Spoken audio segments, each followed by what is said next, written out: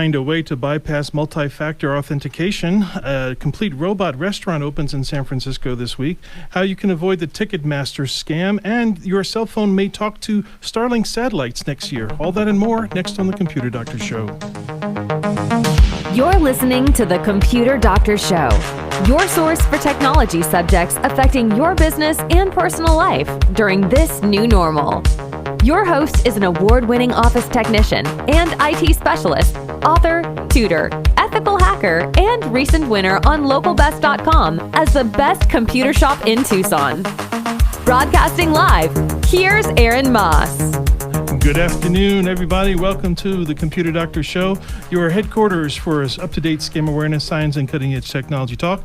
This is episode 103. I'm Aaron Moss, your host. Thanks for tuning in with us every Saturday at 2 p.m. And we post all of our shows and bonus content on ComputerDoctorShow.com. Again, ComputerDoctorShow.com.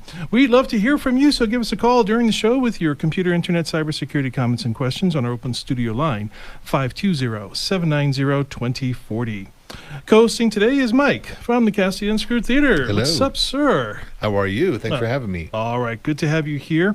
We want to show some love to Mike and the team at Perfection Auto Works. The other Mike. There's two of us. There's the Mike Emery. There's Mike from the Unscrewed Theater, and there's Mike at the Perfection Auto Works. Nice. For all of your car's needs, Mike Emery has found the dream team of expert auto technicians in Tucson in their clean facilities, so you can get it fixed the right time, your car. So don't waste your time or your money at other shops. Take advantage of a free 26-point inspection at Perfection Auto Works. For an appointment, call 520-323-8650. Again, 520-323-8650. And perfectionautoworks.com. So we have some interesting things that are happening this week in the technology space. First off, a completely automated restaurant is opening tomorrow in San Francisco. Interesting. What type of cuisine, do you know? Oh, I believe it's Mediterranean. So the name of the restaurant is called Melzi. I'll spell it for you. It's Mezli. Mezli. Mezli. Okay. And it's part of a new franchise system of autonomous restaurants. Now, when it comes to robots in the restaurant business, this is nothing new. Right. White Castle has invested in robots. Doing their burgers, flipping the burgers and things of that sort. Mm-hmm. Other franchises have also picked up. But this is now a fully automated restaurant. And the project started actually a year ago by a building team of engineers. They actually build the robots and program the way it prepares the food. Right. So Mezli's goal is to actually make your lunch cheaper, healthier, and more convenient. And there's actually, if you Google it, you'll actually see a picture. Yeah, you could actually see a picture of what it's probably going to look like in San Francisco. It kind of looks like a food truck. Okay. And as far as I can tell from the picture, it looked like the seating is outdoors. So I think it's like a food truck type setup. Mm-hmm. And there's a screen. You walk up to the screen, you type out what you want or select from the screen what you want. And maybe it issues you a ticket or something, but it's only robots on the inside of this thing that's preparing your foods. So wow, there's not even one person just reading a book in case one of the robots goes down. They need to reboot them or something. Maybe one of the attendants is just hanging around. Maybe because, hey, this is a new launching system. Yeah, it is. So it would be very, very helpful if somebody were attending. Okay. But any desire for you to be served by robot? Are you? I would give it a shot. I welcome our robots overlords. Yeah. Well, and I don't think you have to tip them either. Because if you tip the robot doesn't keep the tip. The tip probably goes to some human somewhere. Yeah, somewhere. So the Mezli restaurant can be deployed quickly and easily. The one in San Francisco looks about the size of a food truck, like we said. Mm-hmm. We'll post a link to the article at ComputerDoctorShow.com. Click episodes and find episode 103. There is also a Ticketmaster scam. Now, obviously, Ticketmaster.com is a real legitimate website for buying tickets to events, concerts, and shows. But according to the Better Business Bureau, scammers are now phishing the Ticketmaster website, fooling people into buying tickets on a fake website. Oh, gotcha. And this just goes back to the suggestion that we've been doing many, many times on the show, and that is to always be looking at the address bar. Always, anytime you go someplace new on the internet, or you're not sure, or it's your first time there, you want to get in the habit of moving your eyes to the top and just checking out the domain, checking out the address where you're at. Mm-hmm. One day that you're going to do that, it's going to look strange up there, and that's when you need to stop. Okay. Right. Because that's where a lot of these scams start. They change things that they hope that you don't notice. Right. Yeah. So these address bars you really need to be on top of. Now, I say this so often. I almost want to put it into a song. You know, I'm trying to think of like some sort of song. Can you help me out with a song here? Sure. It's like you know, check your address bar whenever you're new. You know, I wanted you like the last part of all of our shows. We have all those tips that we read off every single week. I need to put that into some sort of song. Make that like an outro music or something. There you go. So that people will automatically check their address bars. Yes, and it has to be catchy enough for people to remember. I think that'll be helpful. Yep. So always make sure that you're checking the links that you're sent, links that even come from friends. Oh yeah. Because sometimes what they'll do is people know that I am very, very smart when it comes to hacking. It's very, very hard to hack me, but it might be easy to hack one of my friends. Yes. And then that friend is now the hacker, and now that friend is sending me a link, but it's actually the hacker. Mm-hmm. Disguised as my friend, trying to send me. So you even have to check the links that are coming from friends. Yep. And even links that show up in internet searches. Scammers have the budget to put hot ads at the top of search results. It's called sponsored ads. Mm-hmm. So you're searching for something, right? Right. And the first three are always ad placements. First one's always ad placements. Exactly. Right. So scammers know this. Mm-hmm. They know that they can get themselves on the top of the page, top of the page, and they have to pay to get there, but for them, it's worth it. It's worth it, yeah, because all they need is a handful of people to click through and spend some money. And there you go. And then they go back and they redo the whole thing. Yeah. So make sure that the ads that you click are legitimate ads. This happens all the time. They have the ability. Again, you need to make sure that you are checking that address bar all the time. Again, this is the Ticketmaster scam, but this is just one of many, many ways. They have the Amazon scam, the Ticketmaster scam, the eBay scam, the Microsoft scam. A lot of bank scams too, The bank scam. They're all the same. It's all the same trick, but using different ingredients. Right. You know? So, it's just like the magician pulling the rabbit out of the hat. Lots of ways to do it. You pull a turtle out of a box. Right. It's the same trick, but you're using different items. So, but you just need to be very, very safe about that. So the safest way to purchase concert tickets is to buy them from the venue directly, or go to the real Ticketmaster.com website. And if it's at a local arena, go to the arena's website. There we go. Now, here is something very, very interesting. Hackers actually found a way to bypass multi-factor authentication. Right. Multi-factor authentication is when you log in with your username, you put in your username, you put in your password, and then the website or the service wants to send you some sort of code to your phone. They want to call you on the phone. You have to push a button. Send you an email or something. That is a classic example, right? Sending you an email. That is a classic way of two-factor authentication. So these days, the scammers are trying to get past that two-factor authentication. They found a way to do it. We're going to go over it so that we can not be a victim of this. Sure. But these days, username and passwords are not enough. Right. Because of two-factor authentication.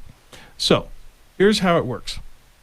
What they figured out, they have to provide some sort of, it still stems from a fake phishing website. They'll make a website that looks exactly like the original. Of course, the address bar will look different. But what they do is they place themselves digitally in between your computer and the real site. Okay. Through either a VPN or proxy server. More than likely, it's a proxy server. When you log in and that code gets sent and you hit that button for the two-factor authentication, the website sends a cookie from the real website through all the way to the end computer. But if there's somebody there to intercept that cookie, they can copy that cookie and open the session the same way as you are. Then they wait for you to do whatever it was that you were doing on that website anyway. But let me ask you a question. When was the last time you actually clicked sign out on something? You know, I'm actually extremely careful about it, and I know that a lot of people don't. Yeah. I hit, if I'm on, especially if I'm on a public computer. Yeah. If I'm signed into an account, like I sign out 100%. If it's a public computer. Yeah. Yeah. Yeah. Most of us should be. And when you're on a public computer, you should always be in incognito mode. Okay, sure. That way, even if you close the browser, it erases all the caches, all the history, everything that you've done. Right. In incognito mode. But if you're on your personal computer, most people, what happens is they open up the session, they log in, and then they just abandon it. Yeah. They're done with it, what they have to do. They don't turn off the computer. They don't close the session. They don't sign out. They just leave it there. Right. They go on to something else, but that is still open. And active. Open and active. Right. So somebody that still was able to steal that cookie, okay, and was intercepting your communications there, which is not that hard to do. They've demonstrated that it's easy to do. Not easy, but easy for them. They can actually continue your session. And, now, they could do damage. They could decide to do damage right then and there. Sure. Or they can go into the settings of that session, add themselves as, put in their own email address or their own phone number as a retrieval, account retrieval and do option. it later. Yeah. Right.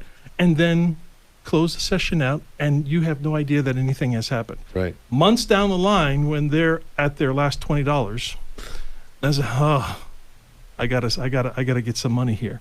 Oh, look at all these people I've scammed over the past few months.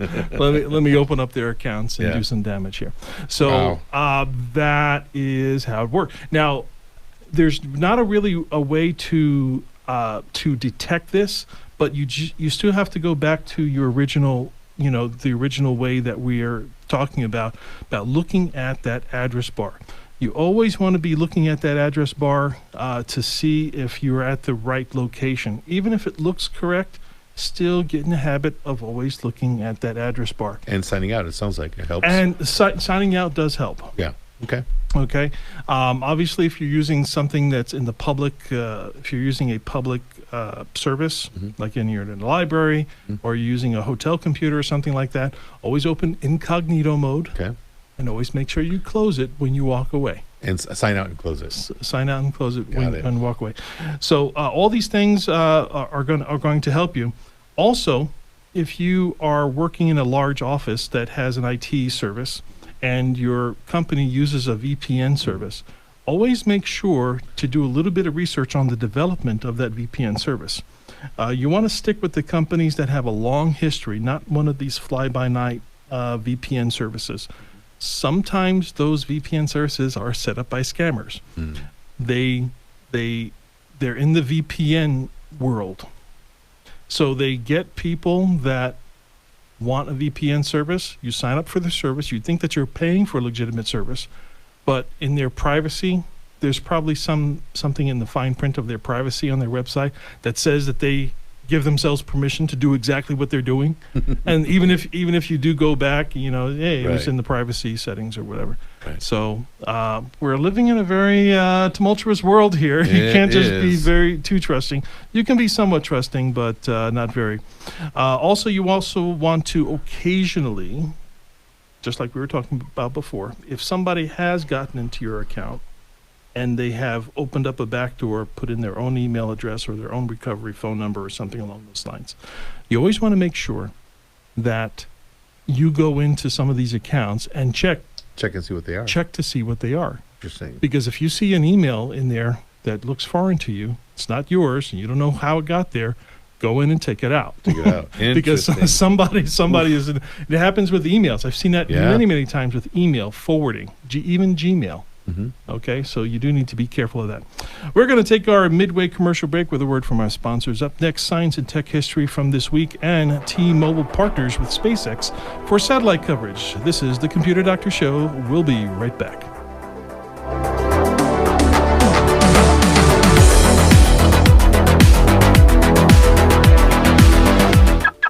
All right, kids, it's summer and we're going on vacation. Oh, yeah. Look at that, kids, the Grand Canyon. Wow. Oh boy, the redwood forest. Those trees are over 2,000 years old.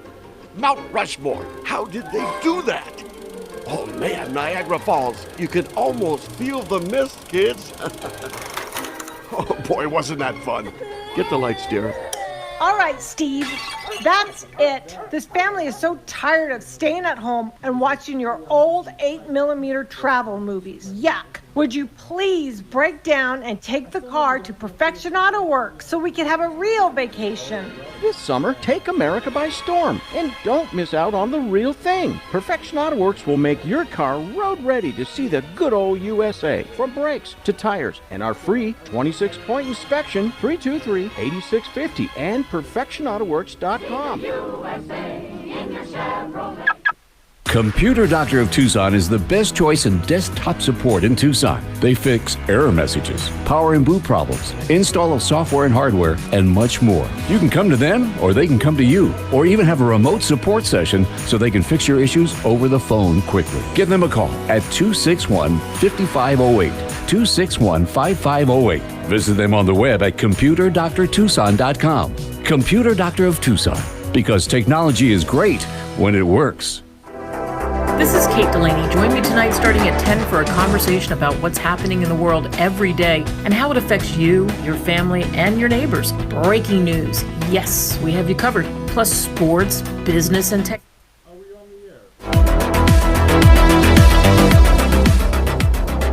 Welcome back to the Computer Doctor Show, your source for scam awareness, science and cutting-edge technology talk. I'm Aaron Moss, your host, along with Mike co-hosting today from the Unscrewed Theater. Before we get into the next segment, Mike, what can you tell us about the Unscrewed Theater? What do you have going on? Well, we do shows every Friday and Saturday at 7:30, which are all ages appropriate, family friendly. We are located at 4500 East Speedway between Columbus and Swan on the south side of the street. You won't be able to miss our sign. It's very big. It is, and it's upside down. And it's upside. Part of it is. Part of it, yeah. And just invite anyone who likes to laugh and have a unique live theater experience to come on by and check us out. If you don't like to laugh, please call us at the show so that we can make that upside down. There you go. We can get that going. Right. Everybody loves to laugh, so let's do that. We're going to take a look at back in time in science and tech history now. Yeah. Mike, you have the list here. What's that first one you got for us? I do. August 19th, 2002, 20 years ago, the Shazam app was launched. I like that word. Shazam. Yeah. You know, it's like when something wonderful happens. Shazam. Shazam. Boom. Yeah. It's done. So for those of you that don't know what Shazam is, it's a great app. So that if you ever hear a song that's just playing in the store, playing on the radio, you quickly run to your phone, you open up this app, and it turns on your microphone. It listens to the song and Shazam. It tells you exactly the name of the song, the name of the artist, and it saves it in a memory inside your phone. So, and it says has officially surpassed 70 billion song recognitions. Wow, 70 billion song recognitions, right? So wow, amazing. There were some times that I used my Shazam app, and it was a very, very unusual song. Maybe I think it was like too original. It was like an indie composer. Sure, those are not registered, obviously. Right. These are for produced, known tunes and songs. Sure. So 70 billion song recognitions. So very good for the Shazam app. Yeah. What else do we have, Mike? August 24th, 2006, 16 years ago, Pluto was demoted to a dwarf planet. See, gosh, you see, and after this happened, I was like, okay, so we're down to 8 planets right now. Right. So when I was in school, I had to remember 9 planets, and I only had to remember like 39 presidents and 50 states. Yeah. We're still at 50 states, right? Still at 50 states. Okay. I don't know. There's some... anyway, for those of you that don't know, the planets of our solar system are now Mercury, Venus, Earth, Mars, Jupiter, Saturn, Uranus, and Neptune. The dwarf planets, Mike, I might need your help with this one. Yeah. We have Pluto. Is it Ceres? Ceres? Yeah. Ceres. And Ceres, then Make, Humia, and Eris. Those are the dwarf planets, and there's a hypothetical planet X, right? That appeared It's on even further out from planet. Further out. I've heard about this planet X. It's actually on the NASA website now. So maybe at some point there will be some more information on this Some more mysterious direct evidence that it's there. Planet X. Yeah. All right. But it's not Pluto, that's for certain. For sure. Okay, what else do we have? We have August 25th, 1991, which was 31 years ago, the birth of Linux operating system that the world uses every day, which was based on Linux, also the official OS of Mars. Mm-hmm. Yeah. And I remember seeing an article that there are more Linux machines than Windows, so it is the number one used operating system on Earth and on Mars. And on Mars, yeah. 2 planets. So so Linux has the market share on 2 planets. How about that? Cool. Very cool. All right, and what's that last one? The final one, August 29th, 1994, which is 28 years ago, Netflix was founded. Netflix, all right. Netflix is still going strong. Yep. And, they actually started off with the DVD in the mail service. Yeah. That's how That's I got how they it. got started. I was back then when I was doing it through the mail, when you actually had to give them like a list of like 20 movies that you were like. You send you one put 'em in back a and queue. then they just send you another movie that was on your list. Yep. You couldn't really but once movies on demand, streaming, that was a total game changer. Yep.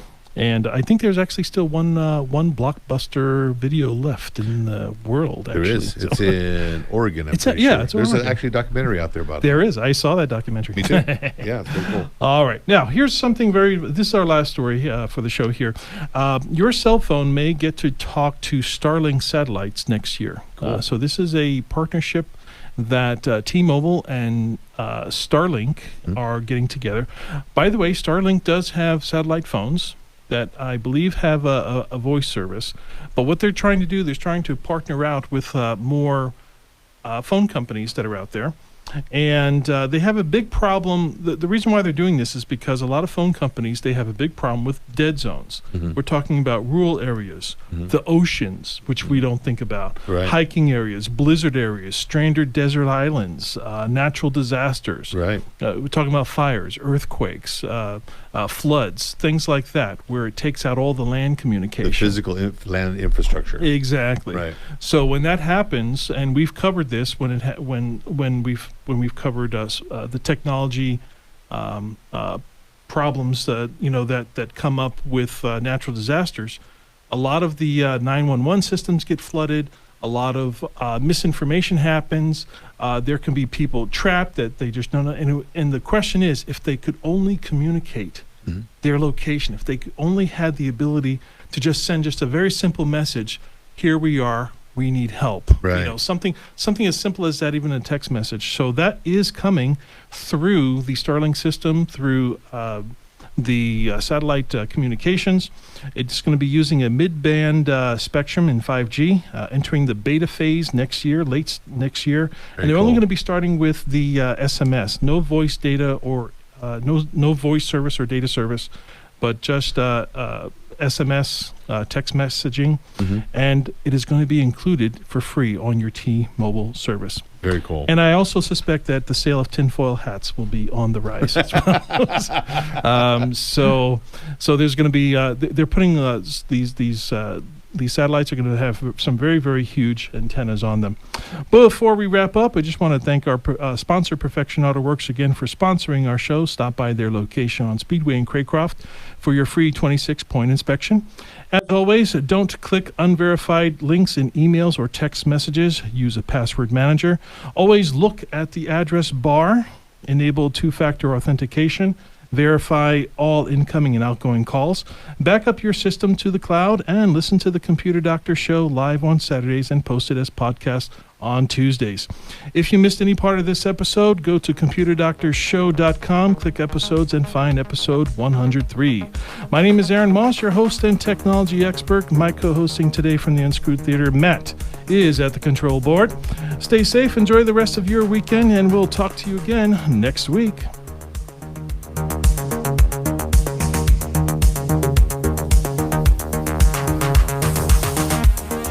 We hope you enjoyed this episode of The Computer Doctor Show. If you missed any part of this live broadcast, we post all our episodes online at computerdoctorshow.com. Remember, the world is getting more and more tech, and so should you. To stay current with technology, listen to The Computer Doctor Show each week for local and global tech insights. If you have suggestions for a topic on a future show, send us an email at info@computerdoctorshow.com.